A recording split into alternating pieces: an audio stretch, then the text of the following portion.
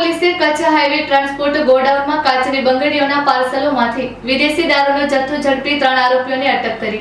અંજારના ગુલામોબિલ નજીક આવેલ કચ્છ હાઈવે ટ્રાન્સપોર્ટ ગોડાઉનમાંથી કાચની બંગડીઓના પાર્સલની આડમાં મોકલવામાં આવેલ વિદેશી દારૂનો જથ્થો ઝડપી પાડવામાં અંજાર પોલીસને સફળતા મળી છે। પોલીસ મહાનિરીક્ષક ચિરાગ કોરડિયા, પૂર્વ કચ્છ પોલીસ અધિક્ષક સાગર બાગમાર અને નાયબ પોલીસ અધિક્ષક મુકેશ ચૌધરીના માર્ગદર્શન હેઠળ અંજાર પોલીસ દ્વારા આ કાર્યવાહી કરવામાં આવી હતી।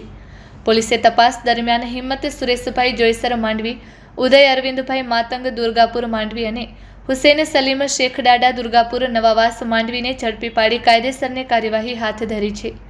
તપાસમાં ખોટા બિલ અને બિલ્ટી બનાવી રાજસ્થાનથી દારૂ મંગાવવામાં આવ્યો હોવાનું સામે આવ્યું છે।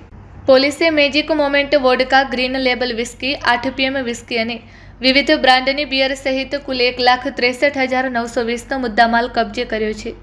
ફરાર આરોપીઓની શોધખોળ ચાલુ છે। આ કામગીરી Anjar PI HA Jadeja, PSI SG વાડા અને સ્ટાફ દ્વારા કરવામાં આવી છે। Report by Bharti Makhijani, Anjar.